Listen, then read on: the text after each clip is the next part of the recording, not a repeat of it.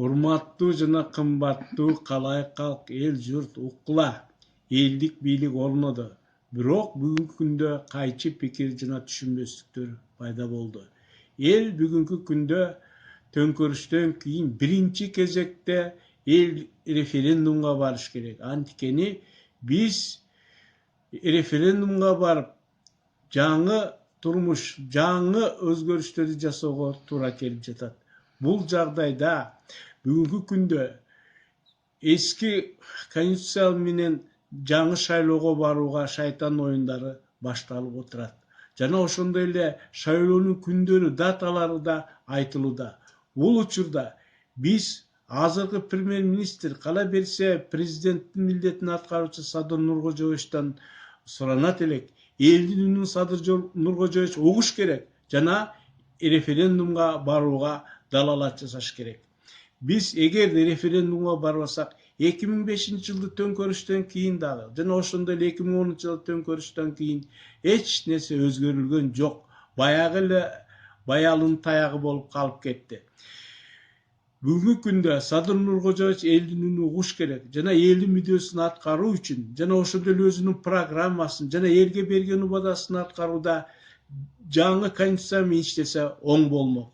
Анын үчүн мен сиздерге 2017 жана 2010 жылдарда конституциянын оң жана терс жактарын сиздерге түшүндүрүүгө аракет кылайын. Мындайча айтканда, 1993 жылы же болбосо 2007 жылы Бакиев кол койгон конституцияда президенттин конституцияга болгон кепилдиги болуп, элдин укугун жана эркиндигин сактаганга алар жооп беришкен.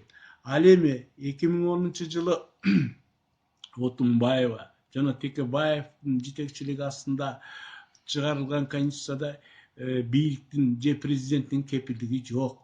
Ошондуктан бул кепилдиги жок конституцияда элдин укугу же эркиндиги сакталышы күмөн, урматтуу кыргыз туугандар.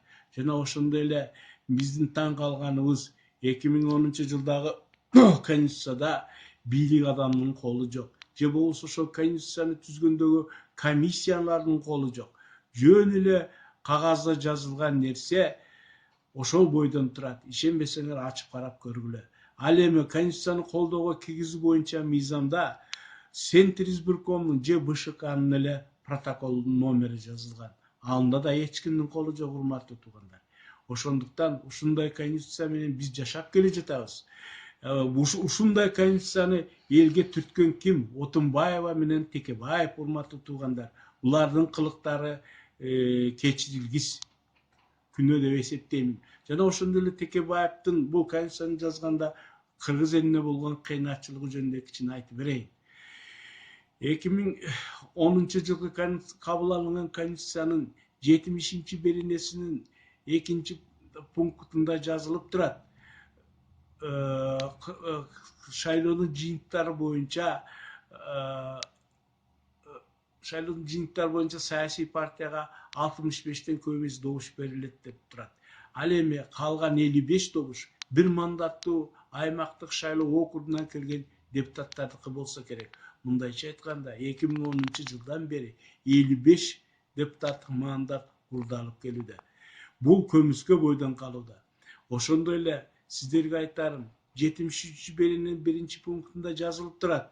Жогорку кеңештин депутаты императивдик мандатка байланышпайт. Жогорку кеңештин депутатын артка кайрап чакырып алууга болбойт деп жазылып турат. Мындайча айтканда, кыргыз эли өзү шайлаган депутат артка чакырылбаса, алардын укугу тебеленгендик болуп эсептелет. Анткени конституцияда жазылып турат, элдин укугу чектелбейт деп. Бул калп эле сөз экенин карама каршы жазылган деп эсептеймин. Ошондой эле бул императив деген сөздүн кыргыз конституциясына жазылып калышы аябай кечирилгис күнөө. Анткени бул императив деген сөз менин кыргыз элинин түбүнө жетиши да мүмкүн. Бул бир эле сөз, ушул чет тилдеги бир сөз кыргыз элинин түбүнө жетиши мүмкүн. Ошондуктан сиздер буга көңүл бурсаңыздар. Бүгүнкү күндө ошол конституция менен биз дагы шайлоого барышыбыз аябай чоң тоскоолдук болот деп эсептейм. Мындан тышкары бүгүн карап көрсөңүз ошол Текебаев жазган 2010-жылдагы конституцияда 120 сандагы депутаттан санын Текебаев ким менен кеңешип алды? Же өзү билендик менен жазды? Бул ушул күнгө чейин күмөн. Азыркы эгер биз шайлоого барсак, дагы 120 депутаттын келиши жана алардын айлык маянасы, аларга сарпталып жана башка акча каражаттары кайдан изделип табылат? Ошондой эле бүгүн сиздер өзүңүздөр да күбө болдуңуздар, урматтуу кыргыз туугандар. Жогорку кеңеште 120 депутаттан 15-20 депутат эле депутат жогорку кеңештин жыйынына катышып, 15-20 депутат мыйзам алды. Мыйзамдарды чыгарып турду. Калган депутаттарды биз көргөнүбүз да жок, жүзүн да билбейбиз, аты жөнү фамилиясын да билбейбиз. Булар ууру кескенби жана башка экенин дагы билбейбиз. Бул эмне деген тантык? Биз өзүбүз шайлаган депутаттарды тааныбасак, билбесек, аты жөнүн билбесек, азыр да биз ошол жол менен баратабыз. Ошондуктан элдин референдумга барышына мен чакырганым себеби да ошол. Ошондой эле ушул 2010-жылы жазылган конституция Отунбаева менен Текебаевдин жетекчилиги астында чыккан конституцияга 26 миллион сом акча каражаты сатталды деп айтылып келет. Мен бул маселеде 2016-жылдагы 8 майындагы Деңги Булас гезитине макала жарыялап, Текебаев ушул акчаны казынага кайтаруусун талап кылган элем. Бирок укук коргоо органдары жана башкы прокуратура унчуккан жок. Бүгүнкү күндө мен дагы ушул укук коргоо органдары жана прокуратурага кайрылат элем. Бул маселени көтөргүлө. Текебаевден бул акчаны өндүргүлө. Анткени 2010-жылгы конституция 1993-жылкы жана 2007-жылкы конституциядан 99% көчүрүп жазып алынган. Жана ошондой эле элдин сунушу менен да жазылган. Ошондуктан бул акчаны ээлик кылганга Отунбаева менен Текебаевдин бир тырнактай да акысы жок, урматтуу туугандар.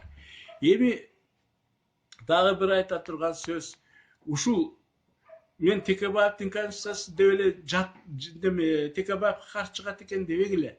Ошол 2010-жылдык конституцияны Атамбаев президенттик тушунда өзгөртүүлөр жана толуктоолор киргизди. Жаңы мен айткан 120 сандагы депутат императивдик мандатка байланышпайт жана ошондой эле жана башка пункттары, беренелери өзгөрүлгөн жок, урматтуу туугандар. Ал эми ошол 2017-жылкы конституция менен бүгүн шайлоого барабыз дегени бул туура эмес деп эсептейм.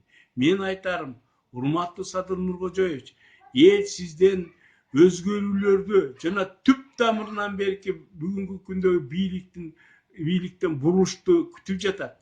Ошондуктан сиз элдин мүндөсүн аткарууда жана өзүңүз айтып элге кайрылуу жасап жаткан, кайрылууңузда белгилеп кеткен өзүңүздүн программаңызды жана ошондой эле өзүңүздүн элге берген убадаңызды аткарууда жаңы конституция менен иш алып барбасаңыз болбойт.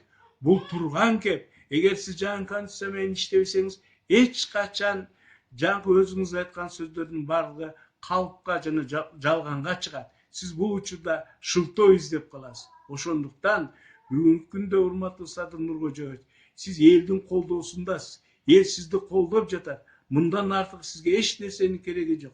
Ошондуктан сиз бүгүн биринчи кезекте элдик референдумга барылып, буруш жасашыңыз керек. Эл сизди күтүп жатат.